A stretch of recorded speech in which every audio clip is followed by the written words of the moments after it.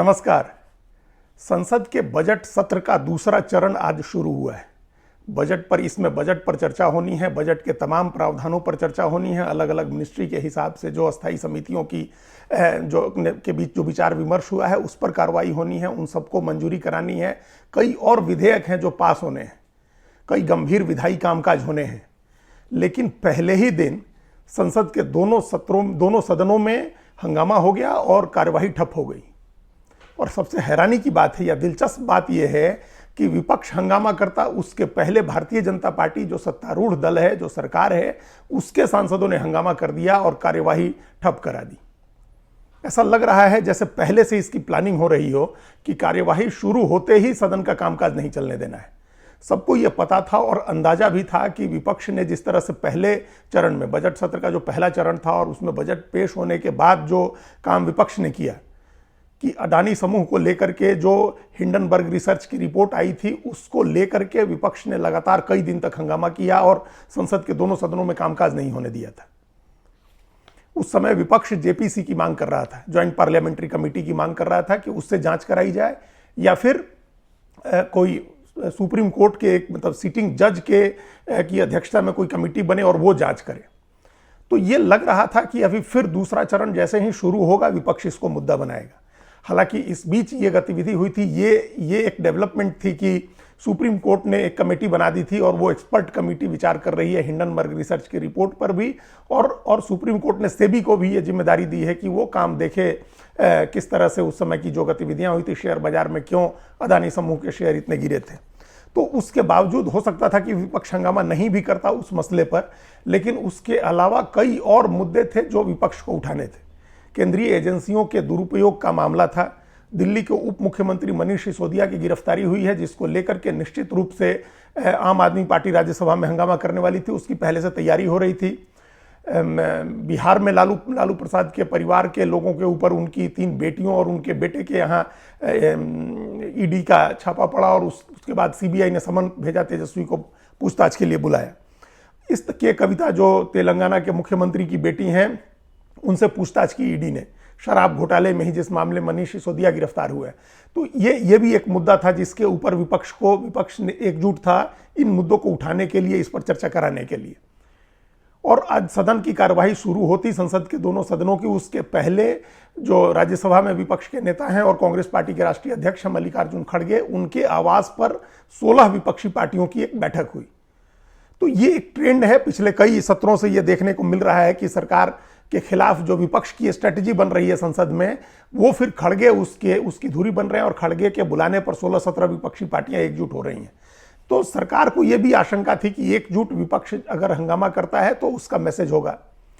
तो चाहे अडानी समूह का मामला हो या केंद्रीय एजेंसियों के दुरुपयोग का मामला हो, इन सब पर विपक्ष मुद्दा उठाता। उसके पहले दोनों सदनों में सत्तारूढ़ दल ने राहुल गांधी के भाषण का मुद्दा उठा दिया कि उन्होंने लंदन में कई जगह भाषण दिए और उन्होंने देश का अपमान किया है। और बड़ी हैरानी की बात है कि लोकसभा में राजनाथ सिंह ने यह बात उठाई, रक्षा मंत्री राजनाथ सिंह ने यह बात उठाई। उन्होंने कहा कि राहुल गांधी को इस पर माफी मांगनी चाहिए, उन्होंने देश का अपमान किया है। और लोकसभा में जो सदन के नेता हैं, पीयूष गोयल केंद्रीय मंत्री भी हैं और उच्च सदन में सत्तारूढ़ दल के नेता हैं, उन्होंने यह मुद्दा उठाया और उन्होंने भी कहा कि राहुल गांधी को माफी मांगनी चाहिए। इससे एक दिन पहले प्रधानमंत्री नरेंद्र मोदी बेंगलुरु कर्नाटक गए थे, जहां मंड्या और हुबली धारवाड़ में उन्होंने कई कार्यक्रमों में हिस्सा लिया, कई परियोजनाओं का उद्घाटन और शिलान्यास किया। उसी में उन्होंने एक कार्यक्रम के दौरान राहुल गांधी का नाम लिए बिना कहा था कि कुछ लोग विदेश जाकर के, कुछ लोग लंदन में जाकर के भारत के लोकतंत्र के ऊपर सवाल उठा रहे हैं।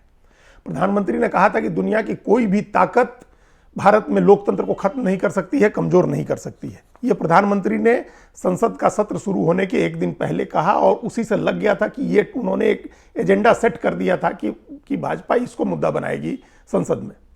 और प्रधानमंत्री के कहने से एक दिन पहले यानी 11 मार्च को उपराष्ट्रपति जगदीप धनखड़ ने मेरठ में एक कार्यक्रम में यही बात कही थी। उन्होंने राहुल गांधी का नाम लिए बिना उन्होंने भी राहुल गांधी को अटैक किया था और इस बात पर आपत्ति जताई थी कि कैसे उन्होंने ये बात विदेश में कही कि संसद में माइक बंद कर दिया जाता है विपक्षी सदस्यों का।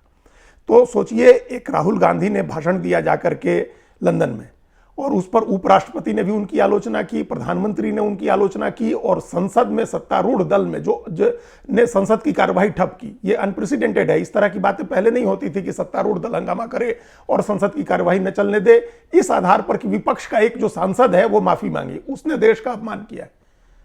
इस समय टेक्निकली अगर आप देखें तो राहुल गांधी की हैसियत कुछ नहीं है। राहुल गांधी विपक्ष के एक नेता है, कांग्रेस के 52 लोकसभा सदस्यों में से एक सदस्य हैं। वो कांग्रेस के अध्यक्ष नहीं है, कांग्रेस के संसदीय दल के नेता नहीं है, उनके पास कोई इसके अलावा अतिरिक्त जिम्मेदारी नहीं है कि वो कांग्रेस के एक सांसद है। वो पहले अध्यक्ष रहे लेकिन आज वो अध्यक्ष नहीं है।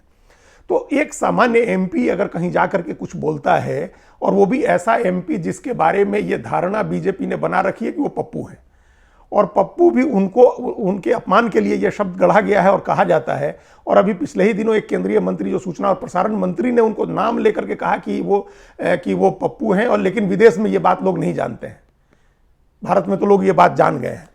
तो ये इस तरह से जो व्यक्ति जिसको इतना डिस्क्रेडिट किया है भाजपा ने और सरकार के लोगों ने, जिनको नासमझ नेता बताया जाता है, जिनको रिलक्टेंट पॉलिटिशियन कहा जाता है, उनकी समझदारी पर हमेशा सवाल उठाया जाता है, उनकी हैसियत पर हमेशा सवाल उठाया जाता है।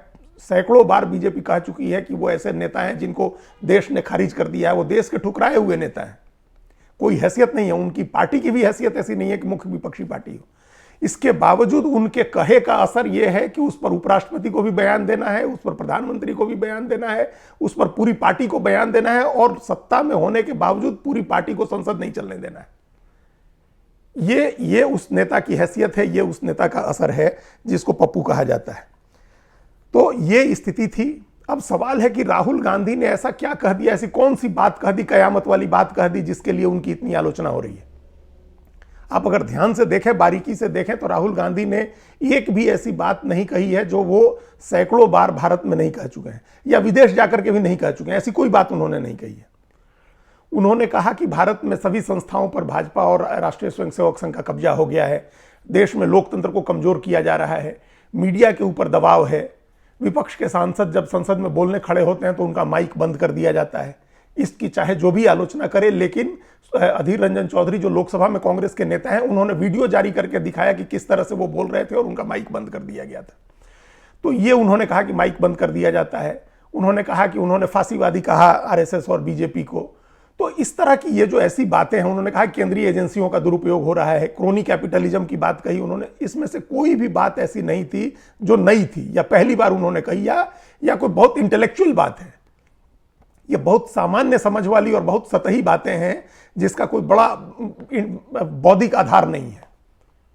लेकिन यही बातें राहुल गांधी ने कैम्ब्रिज यूनिवर्सिटी में अपने भाषण में कही, यही बात उन्होंने प्रवासी भारतीयों के सम्मेलन में कही, यही बात उन्होंने जब इंडियन जर्नलिस्ट एसोसिएशन के पत्रकारों के साथ जब उनका इंटरेक्शन हुआ तो उसमें कही, यही बात उन्होंने लेबर पार्टी के तरफ से जो पार्लियामेंट, ब्रिटिश पार्लियामेंट में एक कार्यक्रम हुआ उसमें कही। चारों पांचों जगह जहां जहां उन्होंने भाषण दिया उन्होंने यही बात कही, और इसमें कोई नई बात नहीं थी और इसमें कोई भी ऐसी बात नहीं है जो देश का अपमान करने वाली है। उन्होंने सरकार की योजनाओं पर सवाल उठाया, उन्होंने सरकार की नीतियों पर सवाल उठाया, और देश की कार्यपालिका को उन्होंने कटघरे में खड़ा किया कि भारत की जो सरकार है वो इस तरह के काम कर रही है। अब सवाल है कि सरकार की आलोचना देश की आलोचना कैसे हो सकती है? सरकार की आलोचना सरकार की आलोचना है, देश और सरकार एक नहीं होते हैं, और यह बात कितनी ही बार कही जा चुकी है। लेकिन यहां सरकार की आलोचना को भारत की आलोचना बता करके और राहुल गांधी के ऊपर उसके लिए राहुल गांधी को जिम्मेदार ठहराया जा रहा है, उनसे माफी मांगने के लिए कहा जा रहा है। असल में ये बात एजेंडा सेट करने की बात है कि अभी कई ऐसे मुद्दे हैं जिनके ऊपर विपक्ष देश का ध्यान खींच सकता है। अडानी समूह का मामला अभी निपटा नहीं है, उनके शेयरों में अभी ऐसे जो गिरावट आई थी वो अभी भी 50% से ऊपर है।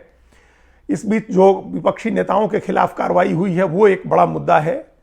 इस बीच जो इकोनॉमी को लेकर के खबरें आई हैं वो भी कोई बहुत उम्मीद बढ़ाने वाली नहीं है, और इस तरह की कई ऐसी बातें थी जिन पर विपक्ष आलोचना करता सरकार की, वो मुद्दा उठाया जाता, जेपीसी की मांग करता विपक्ष अडानी के मामले में। तो इसके विपक्ष कुछ करे, विपक्ष एकजुट होकर के और सरकार को कटघरे में खड़ा करे, उससे पहले सरकार ने खुद ही एक बड़ा मुद्दा उठा दिया, राहुल गांधी के बयान को लेकर के उनको कटघरे में खड़ा किया, उनसे माफी मांगने की बात कही। और एकदम ये बात ध्यान रखिए कि अभी राहुल गांधी के खिलाफ विशेषाधिकार हनन के नोटिस लंबित है, उनको नोटिस का उनको भाजपा के एक सांसद निशिकांत दुबे ने और संसदीय कार्य मंत्री प्रहलाद जोशी की तरफ से लोकसभा में नोटिस दिया गया था, जब उन्होंने अडानी समूह को लेकर के प्रधानमंत्री के साथ उनके संबंधों को लेकर के अपने भाषण में कुछ बातें कही थी। वो सारी बातें संसद की कार्यवाही से हटा दी गई हैं। इसके बावजूद उनको नोटिस दिया, उनके विशेषाधिकार हनन का नोटिस दिया निशिकांत दुबे और प्रहलाद जोशी ने, और उस पर लोकसभा सचिवालय की तरफ से राहुल गांधी को समन भेजा गया और उनसे जवाब मांगा गया। उन्होंने अपना जवाब दाखिल कर दिया है और प्रिविलेज कमेटी की बैठक में यह बात आई, जहां कांग्रेस के सांसदों ने कहा कि जब सारी चीजें एक्सपंज कर दी गई हैं, जब सारी चीजें संसद की कार्रवाई से हटा दी गई हैं, तो उस पर नोटिस का क्या मतलब है। लेकिन वो नोटिस अब भी लंबित है, तो वो एक अलग विवाद का विषय होगा। बीजेपी उसके ऊपर भी राहुल गांधी को घेरने की कोशिश करेगी और ये मांग करेगी कि उनकी सदस्यता खत्म की जाए या उनको कम से कम इस सत्र के लिए निलंबित किया जाए। तो ये एक टकराव का एक नया मोर्चा बीजेपी ने अपनी तरफ से खोल दिया है। कह सकते हैं कि यह शाह और मात का खेल दोनों तरफ से हो रहा है। राहुल गांधी के ऊपर देश का अपमान करने, प्रधानमंत्री का अपमान करने का मामला उठाया जा रहा है, तो विपक्ष जेपीसी की मांग को लेकर के अड़ा हुआ है, वो दूसरे अन्य मसलों पर चर्चा के लिए दबाव बना रहा है और ये दोनों के बीच सहमत का खेल चल रहा है। राहुल गांधी ने देश का अपमान किया, ये बात सारे लोग, इस बात को जोर शोर से उठाया जा रहा है, लेकिन उस तरह की उससे ज्यादा देश के लिए अपमानजनक बातें कितने मंत्रियों ने कही हैं, उनकी कोई चर्चा नहीं हो रही। अभी हाल ही में विदेश मंत्री ने चीन को लेकर के कहा कि चीन, एक इंटरव्यू में उन्होंने कहा कि चीन हमारे से बड़ी इकोनॉमी वाला देश है, तो आप कैसे सोच सकते हैं कि हम चीन से लड़ सकते हैं। उनके कहने का मतलब था कि भारत चीन से नहीं लड़ सकता है, भारत उससे छोटी अर्थव्यवस्था का देश है। ये उन्होंने एग्जैक्ट उनके शब्द थे, ये कोट अनकोट कि चीन हमसे बड़ी अर्थव्यवस्था का देश है, हम उससे छोटी अर्थव्यवस्था के देश हैं, हम उससे कैसे लड़ सकते हैं। ये देश का अपमान करने वाली बात थी, देश के लाखों जवानों का अपमान करने वाली बात थी, देश के 140 करोड़ लोगों का अपमान करने वाली बात थी। वियतनाम जैसा छोटा देश अमेरिका से लड़ सकता है और 13 साल तक लड़ते रह करके अमेरिका को हरा सकता है। अमेरिकी फौज को वहां से भागना पड़ा था वियतनाम के लोगों के जज्बे की वजह से। यूक्रेन जैसा छोटा देश आज महाबली रूस से लड़ रहा है, 1 साल से लड़ रहा है, और भारत का विदेश मंत्री कहता है कि चीन हमसे बहुत बड़ी अर्थव्यवस्था वाला देश है, तो हम उसे कैसे लड़ सकते हैं। यह देश का अपमान करने वाली बात थी और इस बात पर संसद में चर्चा होनी चाहिए थी। धन्यवाद।